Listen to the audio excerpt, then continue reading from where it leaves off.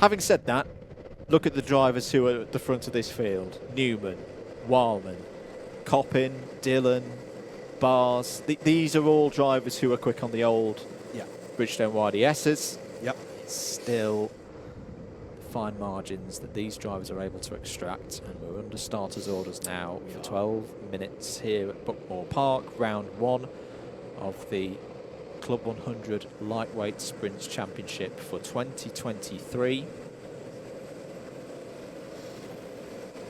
Pace kart will pull off to driver's left. Eyes will be on those lights. Rob Newman has the command to take this race through past the green line, and away we go for the A final. Very good start for those on the pole side of the grid. Coppin already up to P2, Bars up to P3. Not a good start for Matt Wildman. Goes from second down to fourth. It's now under attack from Sam Lovelace. Yusuf Bin Sahale's getting involved as well. That's an awful start for anyone who was on the anti-pole side of the grid. Good start though for Rob Newman. But oh, here comes Coppin. Coppin attacks and takes the lead early on here. We've seen the aggressive Mike Coppin.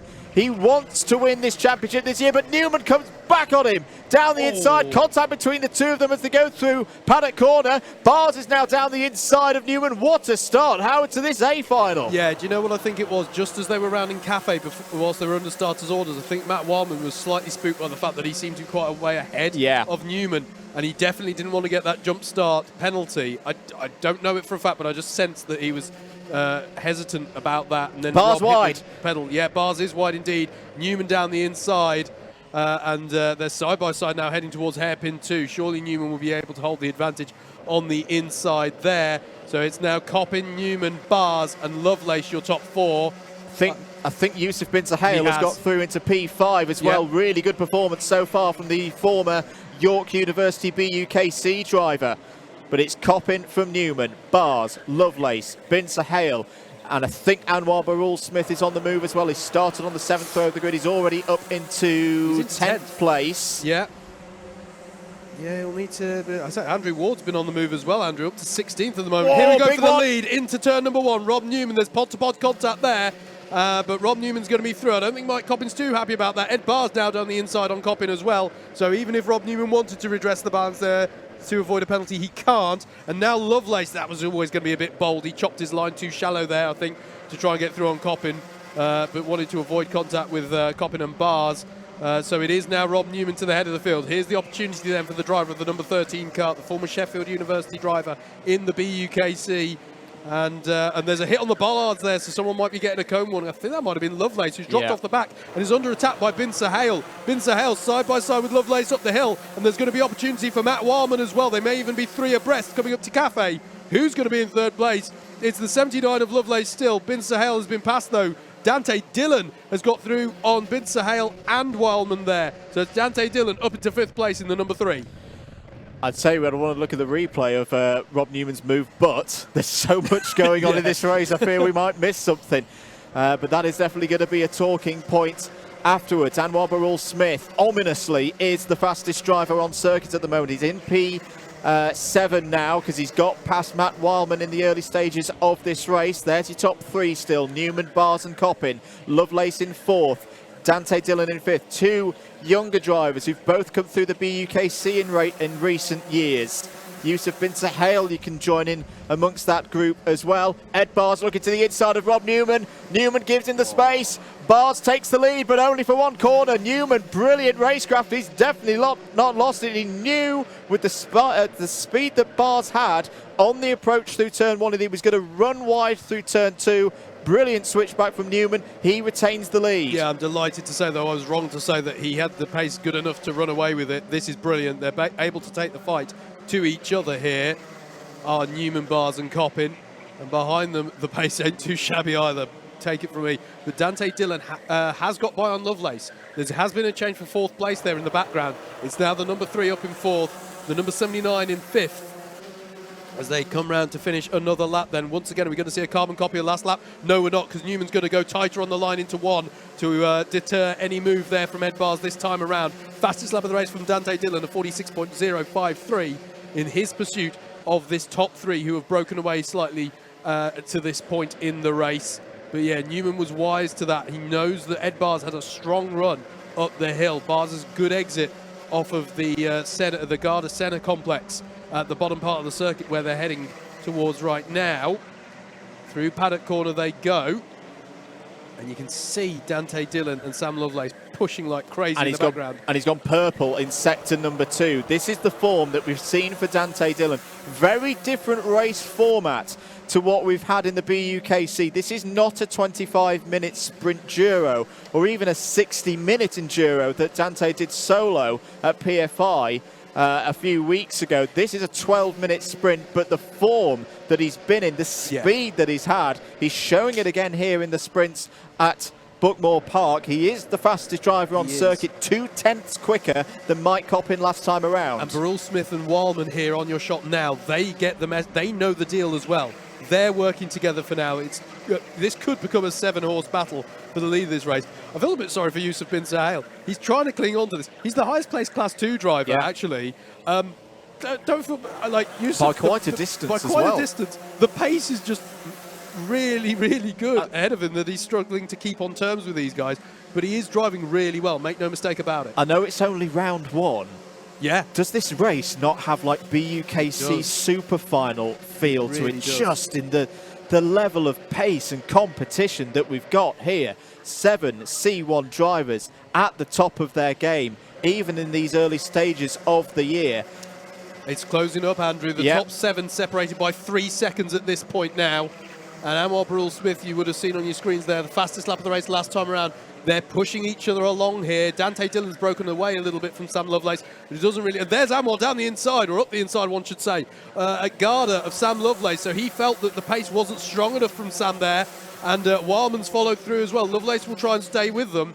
They are generally working together unless they feel that their charge is compromised, in which case, fair play to Anwar. He is acting decisively with these moves, and Sam Lovelace will know the score as well. He'll try and slot in here. But it's Dante Dillon for me, Andrew, who's really starting to push up onto the back of the top 3 here, who themselves are holding station for now. This phase of the race, it's all about rate of progress. Irrespective of where you are in the order, you've got a goal. Are you moving towards it? What's Dante Dillon's pace like at the moment? Well, the thing is, the top 3 have responded. Yeah. They're all in the 45.9 to the 46.0s at the moment.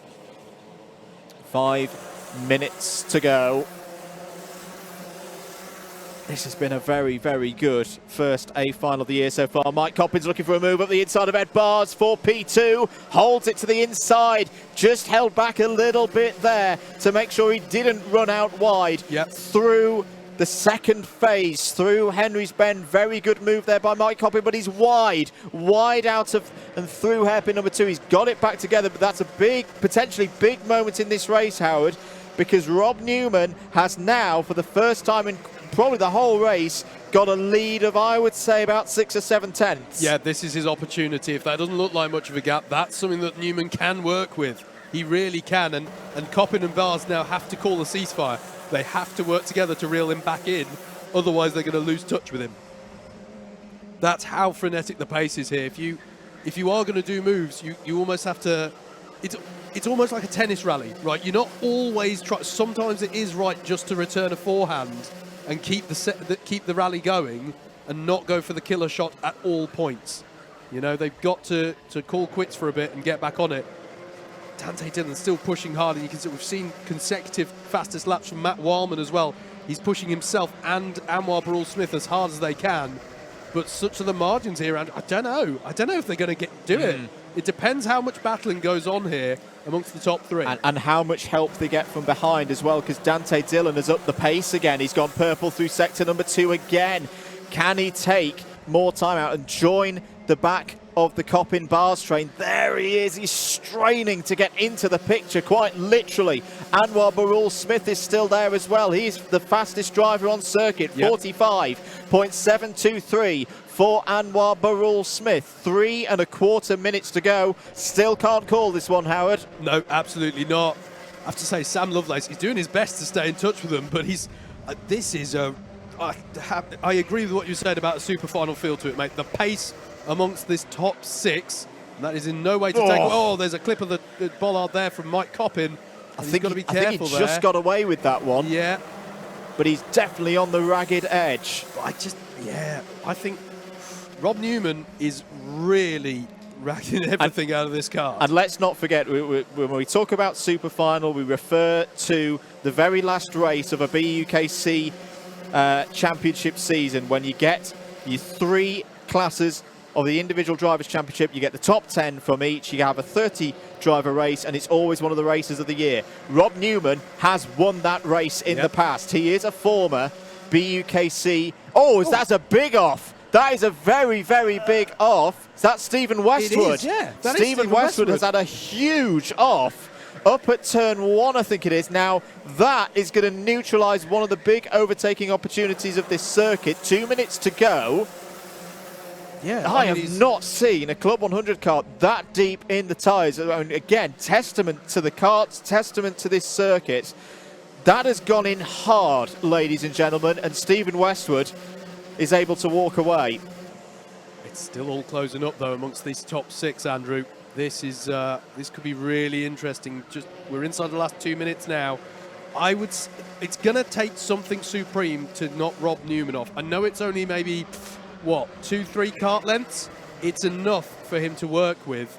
If there's any battling behind him, it's his to lose. It's his to lose. But look how it's closing up now. Look at this. This is going to be something else for the next couple of laps. I should say we did see Stephen Westwood getting out of the kart. He seems okay, so that's great to see. And I think they may have cleared that now going into turn 1. 2 laps to go then. 2 more laps for Rob Newman on his Club 100 Sprints return. Don't get tight now.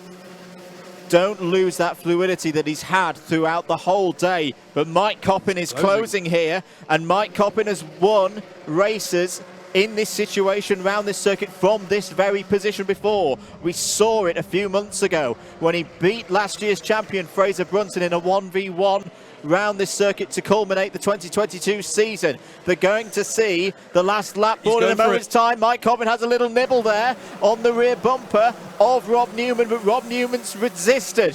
1 more lap to go. 1, 2, 3, 4, 5, 6. It's Newman, Coppin, Bars, Dillon, Barul, Smith and Wildman. Now Rob Newman's having to defend hard. He's got to get it down. Make sure there's no gap through hairpin number 1. He's done that. Dillon up to 3rd. Yep, Dante Dillon and Matt Wildman's having to go at Anwar Barul Smith for 5th as well as they come through hairpin number 2. It's Dante Dillon now secured in 3rd place as Ed Bars is having to go side by side with the likes of Wildman and Barul Smith. Still, it's Rob Newman coming down the hill. Mike Coppin's heading towards. He's going on the inside of there. That's unusual to be on the outside for Paddock Corner. He's going to go wide, and is that going to provide an opportunity for Dante Dillon? It is.